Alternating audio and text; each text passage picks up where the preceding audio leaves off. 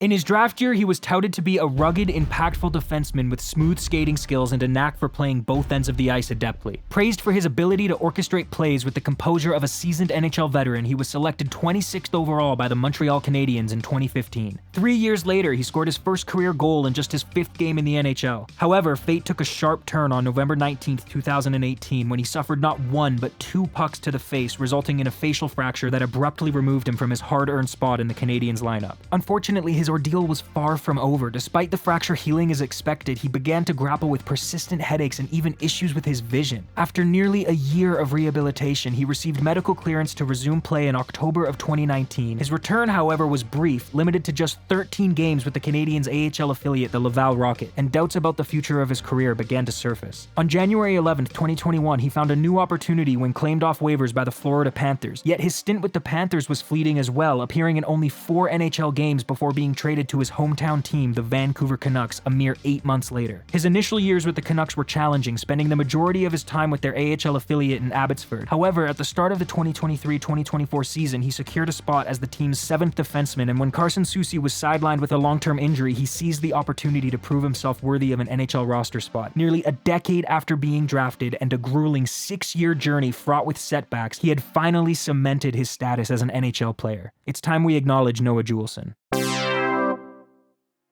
Welcome to Game 56 against the Winnipeg Jets, a team the Canucks would love to beat on home ice, especially with all the Winnipeg fans in attendance. It started with some beautiful work from Brock Boeser making a great defensive play to stop the speedy Nikolai Ehlers from getting to the net. And then look how he received this pass from JT Miller right before setting up Pius Suter for a scoring chance. Just beautiful. Then Tyler Myers got called for being tall? Are you fucking kidding me? But it'd be okay because Thatcher Demko is still a demon. Look at this unbelievable save he made on Mark Scheifele. So unbelievable that Scheifele tried to convince the refs that the puck actually did go in, but unfortunately for the Jets, the puck has to completely cross the goal line to count as a goal, and in this case, it definitely didn't. Then Pettersson reverse hit Scheifele for good measure, breaking Scheifele's stick in the process. Giancarlo Esposito, aka Gustavo Fring, was at the game, which is surprising because you'd think the term face-off would steer him away from most hockey games, but I don't know. At any rate, this is what happened next. Centering pass, it's available, and it's Juulsen who puts it home. 1-0 Vancouver.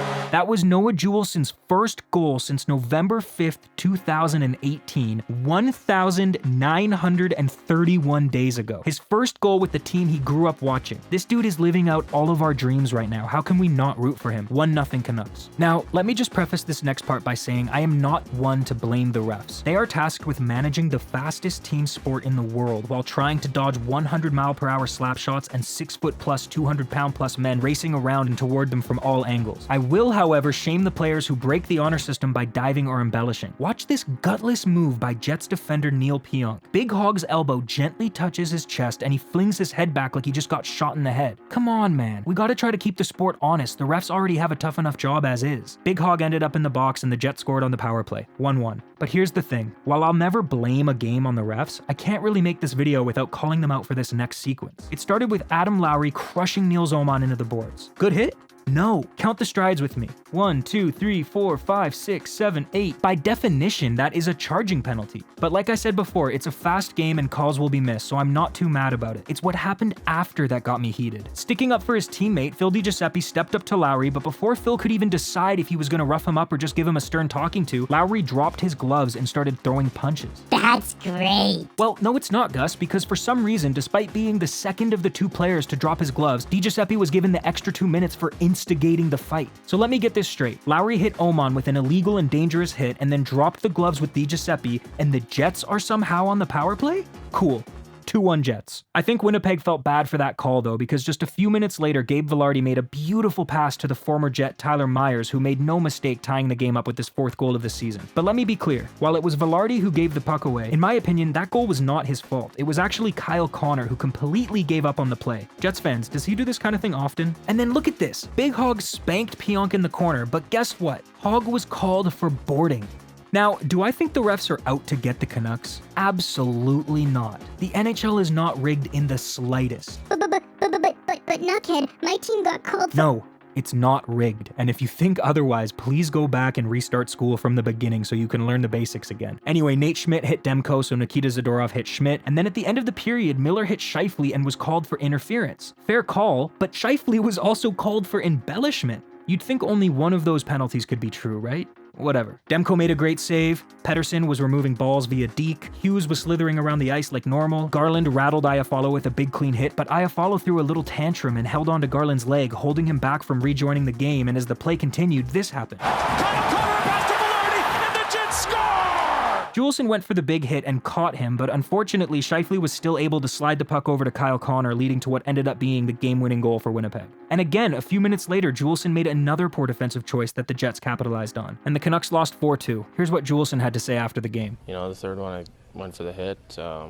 Ended up in the back of our net, and the fourth one's on me as well, so that, you know, that game's a loss because of me. But here's what Tyler Myers said after hearing that Juleson was taking the blame for the loss. Well, that play never would have happened if they called the penalty on Garley in the corner. So Jules is fine. He's playing great. Wouldn't change a mindset at all. Oh, and then Myers said this. The first hit of the game is not a penalty, and he calls it a penalty because I'm a bigger guy. Felt like we were battling two teams tonight. Yep, that's Tyler Myers calling out the refs. Let's just hope it doesn't come back to bite the Canucks in Game 57 against the Minnesota Wild. Ian Cole scored, 1-0 Canucks. Garland got called for high sticking. Good call. Matt Zuccarello and Juleson got called for unsportsmanlike conduct. Okay, whatever, fine call. Then Elias Lindholm got called for roughing, making it a 5-on-3 power play for the Wild for nearly a minute and a half. How is that roughing? Bad call.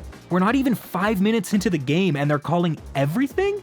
The Canucks killed the penalties off, and then Juleson tossed Zuccarello to the ground. Then Juleson made a great play, shooting the puck wide on purpose so it would bounce off the boards right to JT Miller's stick to put the Canucks up 2-0. Minnesota scored, 2-1. Then an insane scrum took place in front of the Wild net, but the Canucks couldn't capitalize, and remember that scrum for later. Then the fishing line put together an incredible shift in the offensive zone that ended with a goal for Pettersson, and none of it would have happened if it wasn't for this perfect blue line pinch by Filip Hronek. 3-1 Canucks. Miller scored. 4-1 Canucks. Boldy scored. 4-2 Canucks. Miller scored again, his third goal of the game, and what a goal it was. 5-2 Canucks. Zadorov got called for holding, good call. Then Bluger got called for high sticking, another good call, but come on, Boldy. Why do both your knees go flying under your body when you get hit with a stick? Whee! It's a good call either way though, but come on. That led to another 5-on-3 for the Wild. They scored. 5-3. Then Pettersson got called for hooking, giving the Wild another 5-on-3 that they scored on again, 5-4. Then Miller cleared the puck over the glass, giving the Wild another 5-on-3, during which a net front scrum eerily similar to the one the Canucks had earlier in the game occurred, but unlike the Canucks, the Wild were able to capitalize on it, 5-5, tie game. But that's not it, because the Wild were still on the power play, and you better believe they got another one, 6-5 Minnesota. Finally back to even strength, the Canucks should be able to tie it up. Center's tipped in.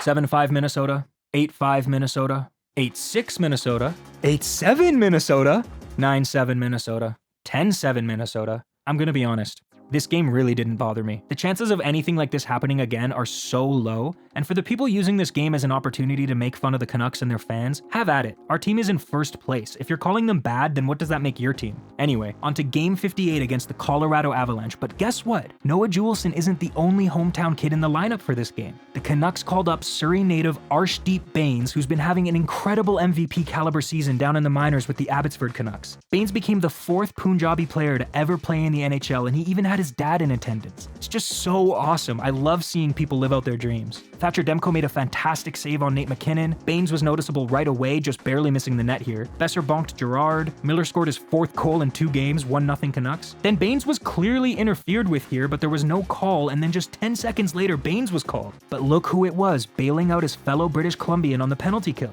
Noah Juleson. Look at him go. He blocked the shot, stayed in the play, and then cleared it.